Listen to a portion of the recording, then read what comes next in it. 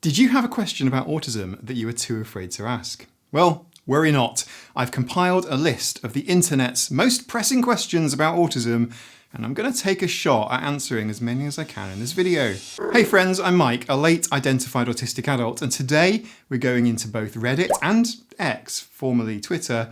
Hey look, don't blame me, X seems somehow appropriate today. I'm actually making history tonight as the first person with Asperger's to host SNL. To answer the internet's most pressing questions about autism. Do all autistic people struggle with eye contact? Or are some autistic people completely okay with it? I'm just wondering how it differs from person to person. When a lot of people think about autism, they often go straight to eye contact. In fact, so much that it's often the very first locked gate that late identified adults hit when they ask for an autism assessment. GPs insisting that because you can make eye contact, you can't possibly be autistic, as though this is some sort of barrier, some silver bullet, some impenetrable force field that autistic people just cannot seem to pass. Eye contact is interesting because it isn't actually in the diagnostic criteria for autism. Well, not explicitly anyway. When people talk about eye contact and autism, they're talking about how Western societies hold eye contact preferences.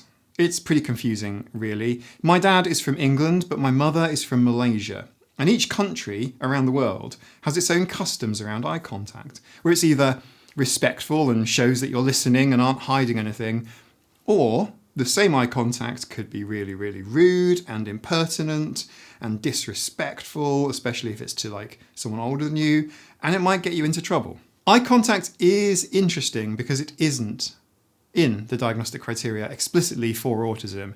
It seems to have been established by Bernard Rimland throughout the 1960s and 70s. If you don't know, Bernard Rimland was the psychologist who believed, since disproved theories about autism, like vaccines causing autism, he believed in facilitated communication, chelation therapy, and he advocated for harmful treatments like the use of aversives in the early ABA years, and ultimately in the ideas behind the formation of everybody's favourite autism charity in the early 2000s. That sort of thing. Nice chap. Anyway, that's around the time that society became fixated, pardon the pun, with eye contact. The DSM-5 diagnostic criteria is more broad and talks about difficulties with non-verbal communication, which can include appropriate eye contact, but it also covers facial expressions, body language, and gestures too. I think it's important to note that some autistic people do really good eye contact, having practiced it for months or years or their whole lives to get better at it. Just like learning any other skill, like you would maybe a musical instrument. Some autistic people find eye contact to be physically uncomfortable. I find it distracting. If I have to do the performance so that other great apes in shoes around me don't find me immediately suspicious, it's like an acting role, and I often forget what it was that I or they were saying. It can be really draining to keep it up. This one says, why do autistic people tend to be able to tell that other people are autistic? I got into an argument with my mum earlier and she brought up a good point that I can't explain. If autism is commonly depicted as a lack of understanding of social cues and hinting at things, why do autistic people tend to be able to tell that others are autistic, even if we're not told? This is the Autism Radar, and it's a really good question. If autism is depicted as fundamental deficits in social emotional reciprocity, then why do autistic people seem to be able to find other autistic people? Why do some doctors and diagnosticians have such a hard time evaluating an autistic person? I'll extend that question out a little and say, why do neurodivergent people tend to cluster and find each other? Autism doesn't mean no social life, and remember that this aspect of the diagnostic criteria is looking at how, from a neurotypical perspective, autistic people act differently to them. And as we all know, being different means being wrong. Sarcasm. Then there's the double empathy problem coined by Dr. Damien Milton back in 2012, which explores how breakdowns in communication tend to happen across neurotypes. But I think it's a little simpler than that too. My hot take, when you spend your whole life being different, moving through the world differently, and having to learn and adapt to neurotypical social expectations, you tend to develop a keen eye for other people who might be doing the same thing as you.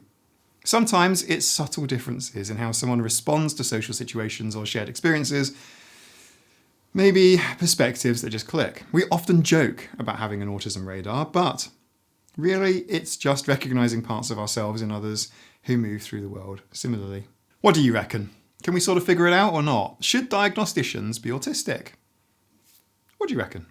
What causes autism? Like, obviously it's not vaccines or anything like that and that you're born with it, but there must be some sort of reason for it. Asks a questioner on the... Autism is a complex neurodevelopmental condition with no single cause. It's a neurotype and arises from the interplay of many genetic, yes, environmental, and early brain developmental factors. We now know that there is a very strong genetic basis for autism and that hundreds of genes have so far been implicated in autistic traits, and heritability is somewhere between 80 and 90%. Even Hans Asperger noted that the effects of autism in his so-called little professors ran in families. He noted similarities with their fathers and their occupations. But when folks start talking about causes of autism, well, it's a very controversial topic. The psychologist Bruno Bettelheim thought that autism was caused by uncompassionate parenting. This became refrigerator mothers, and later vaccine theories and harmful therapies. Environmental factors during pregnancy and early development might also play a role, but we're still learning exactly how. What we do know is that autism isn't caused by parenting styles, diet, or social factors. It is a natural variation in how human brains can develop. And I think that it doesn't help when researchers talk in terms of autism risk, as so many of them do when discussing the causes of autism. It feels like we're talking in the same way that homosexuality was discussed in the 60s and 70s as something that needs to be prevented or cured rather than understood and accepted as natural human diversity. The reality is that autism is part of who someone is. It's not something that happens to them or something that can be separated from their personality and experiences. But for the full picture, yes, there is a small environmental factor. That is to say, not a genetic cause. Things like testosterone exposure in the womb, maternal age, and certain prenatal infections have been associated with increased likelihood of autism, but it's important to note that these aren't causes in the same way that catching a cold causes a runny nose. They're just factors that might influence neurodevelopment in ways that we don't fully understand yet. Vaccines don't cause autism, even though autistic researchers might very well have caused vaccines. Now this one's from X. What causes autism? Are you against RFK's call to aggressively study the answer? Right, that tweet is pretty duplicitous because it presumes that there is a predetermined answer. I've linked some of my commentary on the RFK issues in the description below if you'd like to hear more from me on this topic. I have made over 2 hours of content across 4 videos covering the history, the organisations, the people, and the money behind the RFK agenda. It might be best not to rehash it all here, except to say that I'm sure autistic people would welcome research and funding into improving the quality of autistic people's lives, alleviating poverty and healthcare concerns, and taking the eugenics movement and shoving it up your whole ass. Why do autistic people attract narcissists? I had a recent experience of this to a very aggressive level, but generally was very curious as to why autistic people will have such frequent experiences with narcissists. This is another one from the r/autism subreddit. I think there's an unfortunate connection between autism and narcissism, but it might not be what you think. The DSM-5 has a spot for NPD, or narcissistic personality disorder, as someone who meets at least 5 of 9 criteria. It's important to note that having some narcissistic traits doesn't necessarily mean that somebody has NPD, any more than some autistic traits mean that someone is then autistic. Clinical narcissism, NPD, is a diagnosed mental health condition that affects about 1% of the general population. However, people can display narcissistic behaviours or traits without meeting the full criteria for NPD. So I'm referencing a narcissist's pattern of grandiosity, their need for admiration, and lack of empathy. Narcissists often manipulate others for personal gain and show little genuine concern for other people's feelings or needs. I think that is fair to say. Contrast that with a rather wide brush of autistic traits. Autistic people tend to have direct, honest communication styles and strong values around them. And that, together, is a hell of a combination. And unfortunately, this can make autistic people much more vulnerable to being manipulated by people who would take advantage of these autistic traits. I think it's also fair to say that many autistic people have experienced social isolation or some form of rejection, which narcissists can exploit. And I don't think autistic people attract narcissists. It's that narcissists are very, very skilled at identifying and exploiting vulnerabilities in others, and some of the autistic traits I've just mentioned, and a desire for genuine connection, it can be seen as opportunities by manipulative people. I hope that answers the question as best as I can. Okay, what's this one? This looks like another X or tweet from Damien Milton this time. Is this the Damien Milton? Anyway, he's retweeting the Autism Research Centre asking for assistance with study design to evaluate if surf therapy improves autistic children's mental health. And he says, why do activities for autistic people have to be framed as therapy? He's got an amazing point. We wouldn't call golfing for neurotypical people as therapy for them, even though I know people who play golf and really like it, get a lot out of it, it's great for their mental health and so on. Most of the divers I know find diving to be therapeutic, but no one has ever called it that, because that's weird. But when just one autistic person does something, it's suddenly therapy. I think it's because they're deliberately seeking out autistic children and then exposing them to an activity that they wouldn't have already done to see if this then has a positive outcome for them. Those are my thoughts on it. I guess if they can manage a surfboard. Last week, I was in the sea and a wave hit me into a rock and caused me a visit to a hospital for head glue. So that was not very therapeutic surf for this autistic person. I found this, by the way, just now. How scuba diving can help people with autism. In honour of World Autism Day, we spoke to divers and families affected by autism. It's everywhere, by the way. Insert activity, autism therapy here, and everything you could possibly imagine is a therapy now. And I mean, I don't have autism. I am autistic. I do, however, have a headache, but I'm not affected by autism. My family isn't affected by autism. But going off what we said earlier about the Autism Radar, I've met a lot of neurodivergent divers, marine people of all types. On one of my very many trips before my last big autism burnout, which sounds like a cool movie title, doesn't it? My last big autism burnout. I met people who categorised seeds for fun as part of a marine conservation science project. And I'm not saying that they were autistic, but there are clues. Aaron here asks, why do autistic people like trains when planes are objectively much cooler? All right, it's a good point, Aaron. I am not a fan of trains. I do feel some mild appreciation for the technology and the history, but they're just not my thing. Trains are more environmentally friendly, I suppose, unless the trip is a jolly on a coal-powered train, but maybe. Help me out in the comments below. Defend your passion for ground transport in the comments. Deleted asks, why do autistic people talk so much and so loudly? And this feels like one of those questions that has a hidden question behind it. Which one of you was talking too much or too loudly that day, like 3 years ago?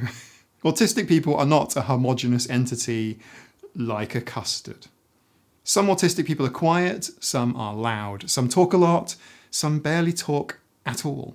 It's almost like autistic people, I don't know, are people with individual personalities, interests, communication styles that can't just be reduced to stereotypes. Autism is defined, rather pathologically, as having deficits in social emotional reciprocity. So I can see how someone might have had an encounter with an autistic person who was perhaps talking at an energy level much higher than others in the room. It's something that happens in my family too. My dad constantly needs a reminder. He's talking too loudly. Sometimes autistic people's volume control can vary depending on the environment, their sensory processing, their level of excitement maybe, or engagement. And just like anyone else, we might get louder when we're talking about something we're passionate about. It's not an autism thing, it's a human thing.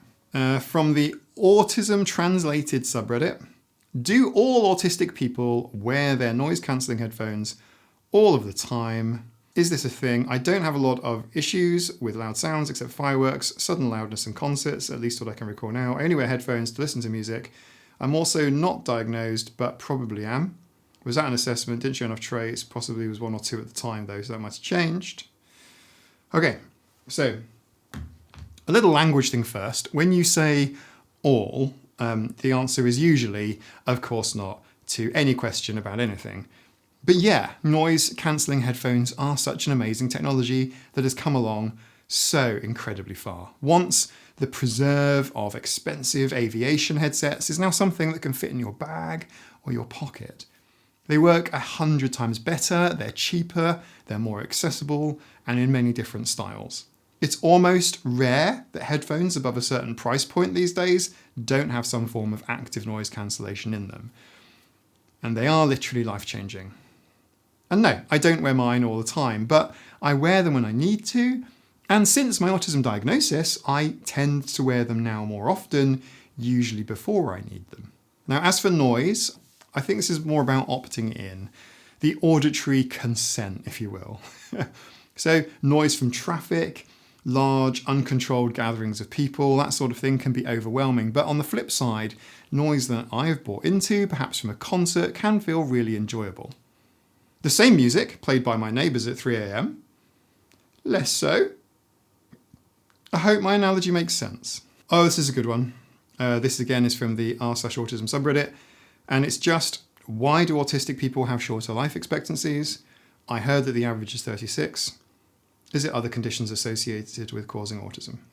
This is a really, really good question, but maybe not for the reasons you might expect. One study looked at 406 autistic adults over a 20-year period and cited an average life expectancy of just 39 years. That's younger than me. Now, this seems alarming at first glance, and honestly, it is. It's far too young, far too early. But some context is needed. I'm going to provide that now.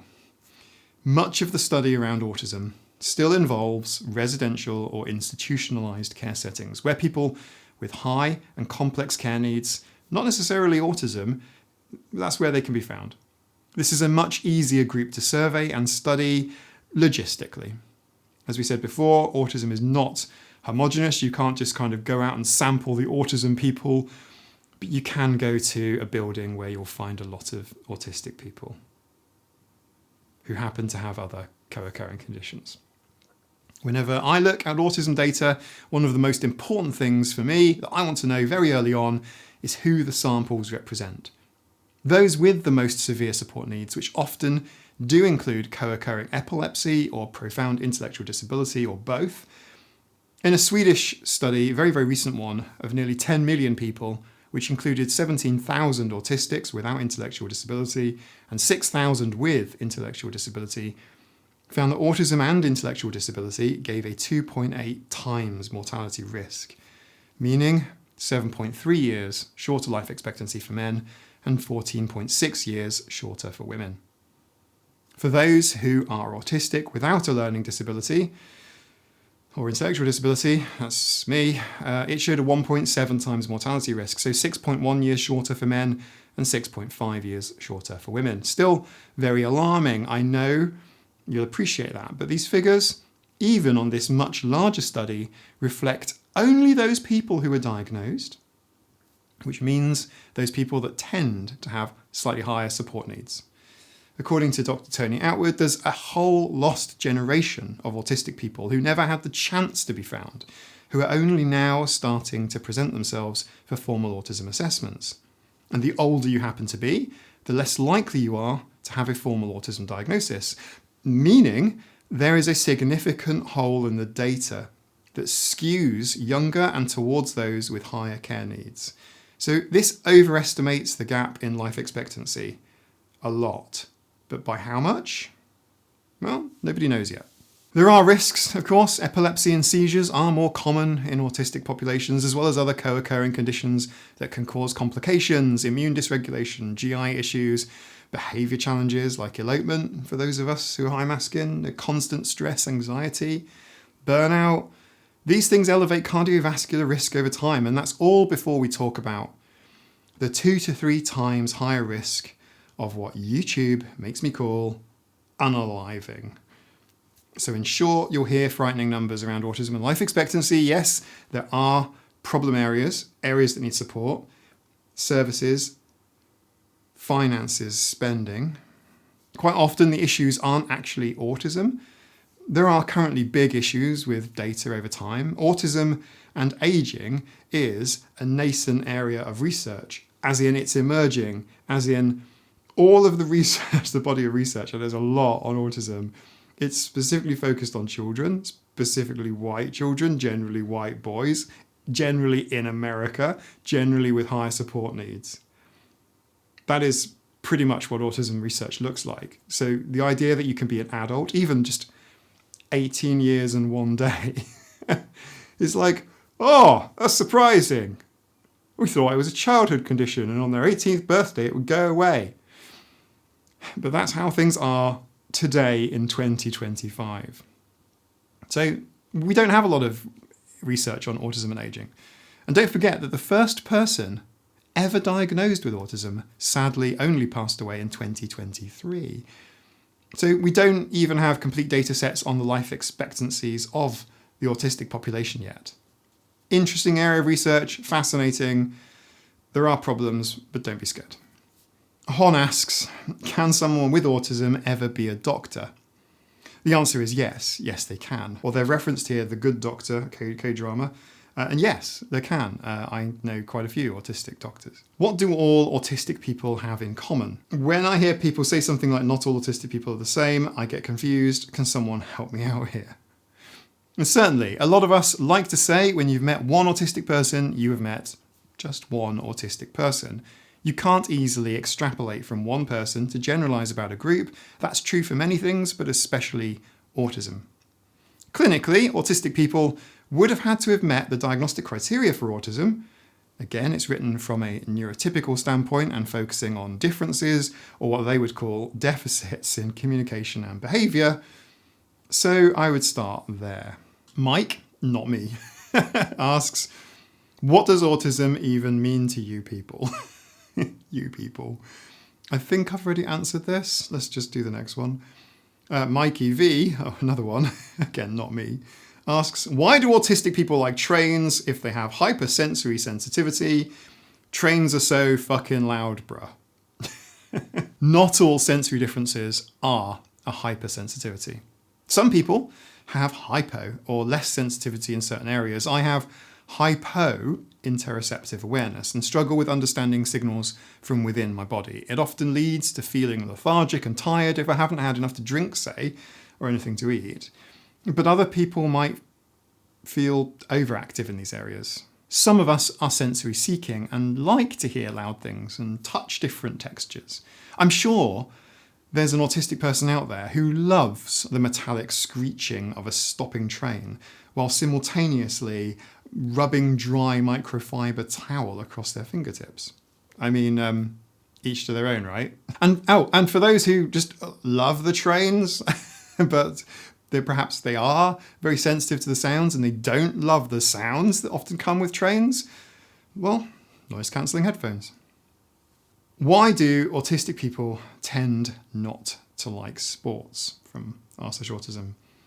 I mean, I like football and NFL, but a lot of autistic people I've met don't like football for some reason, although I've met one who really loves football. Could you tell me what was going on in the Pakistani National Conference League? If they have one, but you get the idea, right? Oleki could tell you all about it. But why do a lot of autistic people not like or care for sports? I don't know about all autistic people, and it's possible to be autistic and love sports. I mean, it's possible to be autistic and be a professional athlete. There are several famous athletes who are autistic or believed to be autistic. Jessica Jane Applegate, a British Paralympic swimmer, is autistic and has won multiple gold medals. Clay Marzo, a professional surfer, was diagnosed with autism as an adult and continues to excel in his sport. There are autistic NFL professional players. They're out there. They're everywhere, right? We are everywhere. But the idea that autistic people don't like sports is another stereotype, and it doesn't hold up.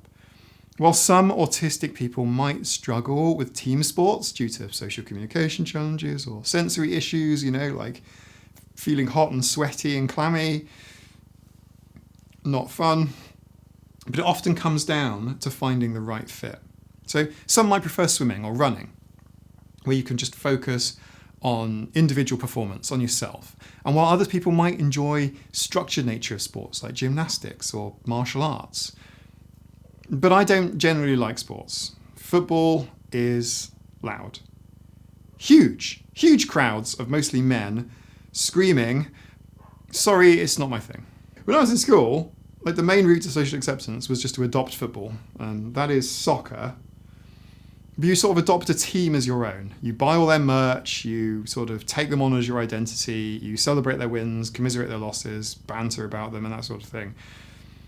You also have to be reasonably good at one of the two, at the time, when I was in school, socially approved sports.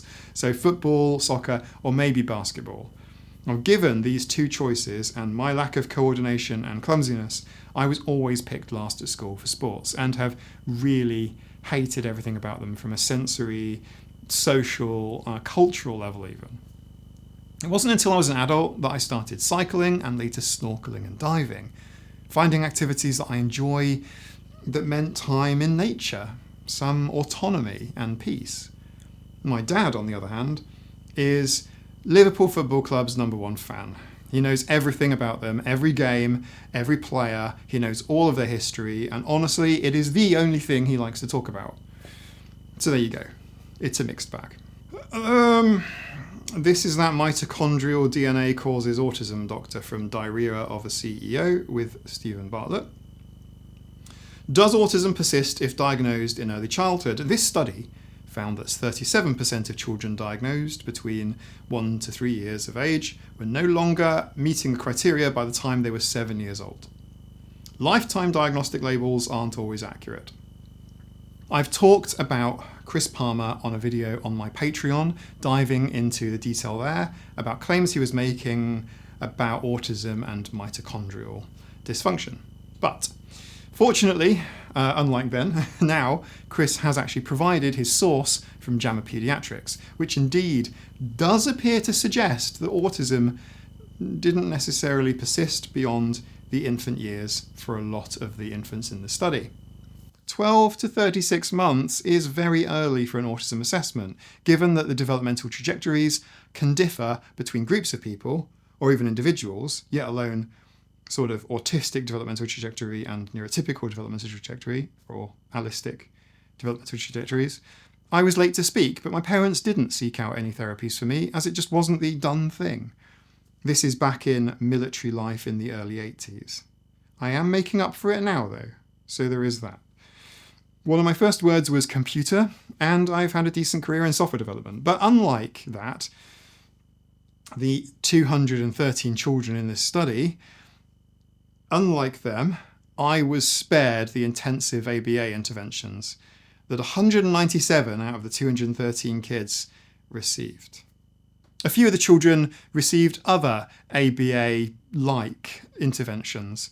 Rather than inferring that autism is non-persistent because you've diagnosed an infant and then you've applied intensive ABA for several years before concluding that autism's gone away, it could just as easily have been an inaccurate initial diagnosis.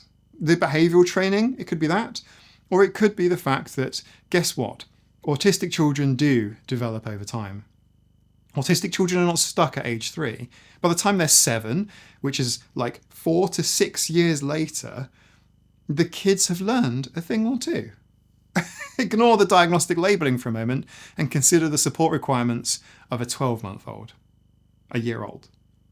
Pretty high, right? 100% of that cohort of 1-year-olds, just 12 months, are entirely dependent on adult caregivers for their very survival. None of them are going to survive on their own under any circumstances. You can't just leave food and water out on the side and hope for the best. On the other hand, a 7-year-old has very different care and supervision requirements. It boggles my mind that studies rarely even factor this in, and if they do, they tend to just mention it offhand as a limitation. It will get like a sentence. The study was funded by the Palmer Family Fund for Autism Research, and the tweet was posted by Chris Palmer. Now, I don't think that they are related or connected in any way, but if I were to infer that they're connected simply because they share a family name, well, there you go. That's about as rigorous as this research is.